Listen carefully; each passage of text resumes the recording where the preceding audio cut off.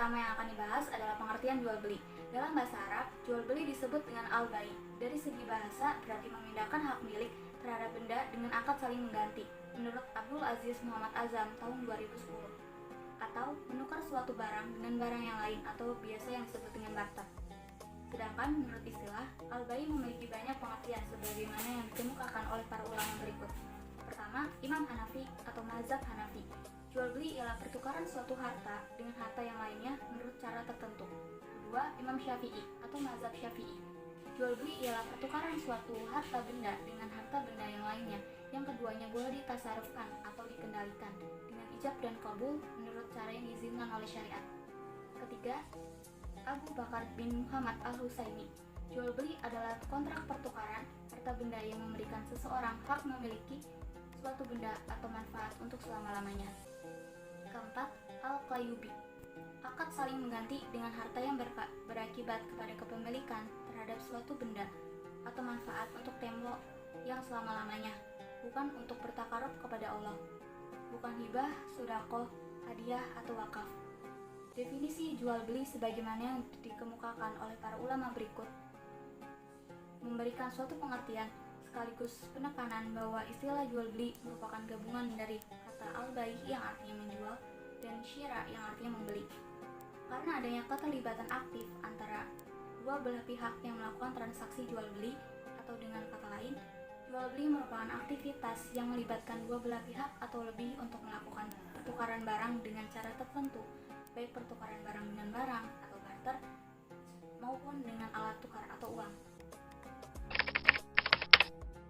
Dalil Al-Quran terdapat di dalamnya Quran Surat Al-Baqarah ayat 198 dan 275 yang artinya orang-orang yang makan atau mengambil riba tidak dapat berdiri melainkan seperti berdirinya orang yang kemasukan syaitan lantaran tekanan penyakit gila.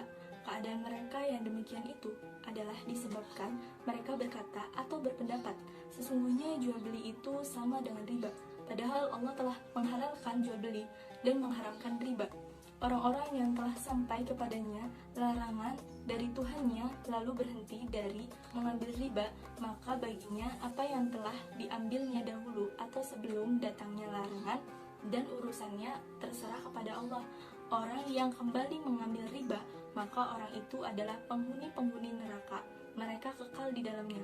Serta Quran Surat An-Nisa ayat 29 yang artinya, hai orang-orang yang beriman, janganlah kamu saling memakan harta sesamamu dengan jalan yang batil, kecuali dengan jalan perniagaan yang berlaku dengan suka sama suka di antara kamu, dan janganlah kamu membunuh dirimu, sesungguhnya Allah adalah Maha Penyayang kepadamu. Dasar hukum jual beli. Ada menurut hadis, Nabi SAW pernah ditanya, usaha pekerjaan profesi apakah yang paling baik, paling ideal? Rasulullah pun pernah bersabda, hari tersebut maka hukum jual beli adalah mubah, boleh. Namun pada situasi tertentu, hukum jual beli bisa berupa pekerjaan atau usaha seseorang dengan tangan dan setiap jual beli yang baik. Hadis riwayat Bazar Al-Hakim. Sesungguhnya jual beli harus ada dasar saling ridho, suka sama suka. Hadis riwayat Al-Baihaqi. Dan Abu Hurairah pun pernah berkata, Rasulullah SAW telah melarang jual beli yang mengandung unsur penipuan. Hadis riwayat Abu Daud. Rukun dan syarat jual beli. Rukun dan syarat jual beli adalah ketentuan-ketentuan dalam jual beli yang harus dipenuhi agar transaksi jual beli yang dilakukan sah menurut syariat. 1. Orang yang melaksanakan akad jual beli, penjual dan pembeli. Syarat-syarat yang harus dimiliki oleh penjual dan pembeli adalah sebagai berikut. Berakal. Jual belinya orang gila atau rusak akalnya dianggap tidak sah. Balik. Jual belinya anak kecil yang belum balik tidak sah. Akan tetapi, jika anak itu sudah mumayyiz, mampu membedakan baik buruk, dibolehkan melakukan beli terhadap barang-barang yang harganya murah, seperti permen, kue, dan kerupuk, berhak menggunakan hartanya. Orang yang tidak berhak menggunakan membelanjakan hartanya karena sangat bodoh atau idiot, tidak sah jual belinya. Harta milik orang yang sangat bodoh diurus oleh walinya yang balik dan berakal, sehat, serta jujur. Allah Subhanahu wa Ta'ala berfirman, yang artinya, dan janganlah kamu serahkan kepada orang-orang yang belum sempurna akalnya harta mereka yang ada dalam kekuasaan kamu yang dijadikan Allah sebagai pokok kehidupan. Berilah mereka belanja dan pakaian dari hasil harta itu, dan ucapkanlah kepada mereka perkataan yang baik. Quran Surat An-Nisa ayat 5. Sigat atau ucapan ijab dan qabul. Unsur utama dalam jual beli adalah kerelaan antara penjual dan pembeli, maka harus diwujudkan melalui ijab dari penjual dan qabul dari pembeli.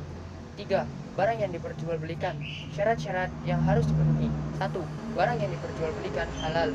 Yang kedua, terdapat manfaat. Yang ketiga, barang itu ada di tempat atau tidak ada tetapi sudah tersedia di tempat lain. 4. Memiliki penjual. Seperti sabda Rasulullah SAW, tidak sah jual beli kecuali pada sesuatu yang dimiliki. Hadis riwayat Abu Daud. 5. Penjual dan pembeli mengetahui dengan jelas tentang barang yang akan dijual. Seperti sabda Ibnu Umar, sungguh Rasulullah SAW telah melarang menjual buah-buahan sehingga tampak kematangannya. Hadis riwayat Bukhari. Yang keempat, nilai tukar barang yang dijual. Syarat-syaratnya: 1. Kesepakatan harga jual. Yang kedua, nilai tukar barang dapat diserahkan pada waktu transaksi. Apabila menggunakan kredit atau cek, maka waktu pembayarannya harus jelas. Yang ketiga, apabila jual beli dilakukan secara barter atau al-muqayyadah, maka nilai tukarnya tidak boleh dengan barang haram. Kemudian ada khiyar. Apa sih yang dimaksud dengan khiyar itu? Khiyar ialah hak memilih bagi si penjual dan si pembeli untuk meneruskan jual belinya atau membatalkan karena adanya sesuatu hal. Misalnya ada cacat pada barang. Hukum Islam membolehkan hak khiyar agar tidak terjadi penyesalan bagi penjual maupun pembeli, antara lain disebabkan merasa tertipu. Apabila terjadi penyesalan dalam jual beli, baik kepada penjual atau pembeli, maka hukumnya sunnah untuk membatalkan jual beli. Caranya adalah pembeli menyerahkan barang yang dibelinya kepada penjual dengan ikhlas, sedangkan penjual menyerahkan uang atau nilai tukar barang yang dibeli kepada pembeli dengan ikhlas pula.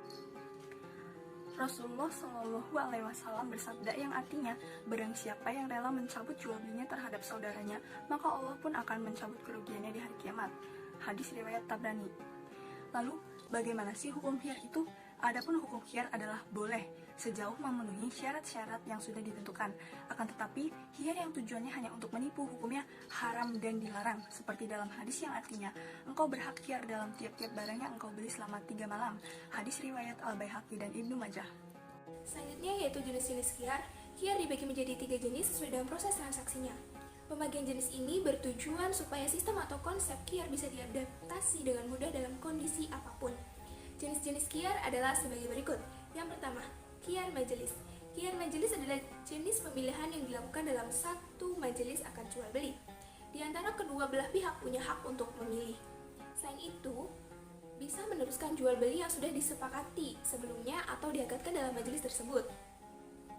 Hal ini sebagaimana yang sudah diriwayatkan oleh Rasulullah SAW. Yang kedua adalah khiyar syarat. Adapun maksud dari khiyar syarat adalah hak memilih berdasarkan persyaratan. Ketika terjadi akad jual beli, maka pembeli maupun penjual bisa memilih atau meneruskan bahkan membatalkan proses transaksi jual beli. Akan tetapi dengan batasan waktu yang ditentukan. Apabila waktu yang ditentukan sudah tiba, maka proses jual beli tersebut wajib dipastikan apakah akan berlanjut atau tidak. Yang ketiga ada khiyar aib. Sedangkan khiyar aib adalah hak pilih karena adanya cacat pada barang. Hak tersebut untuk memilih dapat membatalkan atau meneruskan akad jual beli. Apabila ada sebuah kecacatan atau aib pada objek atau barang yang sedang diperjualbelikan. Itu terjadi ketika pembeli tidak mengetahui adanya kecacatan di saat akad sudah berlangsung. Selanjutnya yaitu manfaat khiyar. Manfaat dari khiyar adalah sebagai berikut. Yang pertama, dengan khiyar, akad jual beli bisa dipertegas dan akan jadi lebih aman. Yang kedua, memberikan kenyamanan dan akan muncul kepuasan dari tiap pihak yang bersangkutan. Yang ketiga, resiko penipuan dalam transaksi akan juga terhindarkan. Pasalnya dalam khiyar perlu adanya kejelasan serta hak masing-masing pihak yang sudah jelas. Masing-masing penjual maupun pembeli bisa dengan jujur dan terbuka untuk melaksanakan proses transaksi. Dan yang terakhir yaitu sebagai jalan untuk menghindari adanya perselisihan di dalam sebuah proses jual beli. Macam-macam jual beli. Jual beli dapat dilihat dari beberapa sudut pandang, antara lain ditinjau dari segi sah atau tidak sah dan terlarang atau tidak terlarang. Pertama, jual beli yang sah dan tidak terlarang, yaitu jual beli yang terpenuhi rukun-rukun dan syarat-syaratnya. Kedua, jual beli yang terlarang dan tidak sah atau batil, yaitu jual beli yang salah satu atau seluruh rukunnya tidak terpenuhi atau jual beli itu pada kenyataan tidak disyariatkan atau tidak sesuai dengan ajaran Islam. Contohnya, jual beli barang najis seperti bangkai dan daging babi, jual beli air mani hewan ternak seperti kambing, jual beli anak hewan yang masih berada dalam perut induknya atau belum lahir, jual beli yang mengandung unsur kecurangan dan penipuan, misalnya mengurangi timbangan atau takaran dan memasukkan kualitas barang yang dijual. Ketiga, jual beli yang sah tetapi terlarang atau fasid, yaitu merugikan si penjual, si pembeli, dan orang lain, lalu mempersulit peredaran barang, lalu merugikan kepentingan umum. Contoh jual beli yang sah tetapi terlarang atau fasid adalah mencegat para pedagang yang akan menjual barang-barangnya ke kota, lalu jual beli dengan maksud untuk ditimbun terutama terhadap barang yang dibutuhkan. 3. Menjual barang yang akan digunakan oleh pembelinya untuk berbuat maksiat. 4. Menukar sesuatu barang dengan maksud hanya untuk memengaruhi orang lain agar mau membeli barang yang ditawarnya. 5. Monopoli, yaitu menimbun barang agar orang lain membeli walaupun dengan melampaui harga pasaran. Rasulullah Shallallahu Alaihi Wasallam melarang jual beli seperti ini karena akan merugikan kepentingan umum.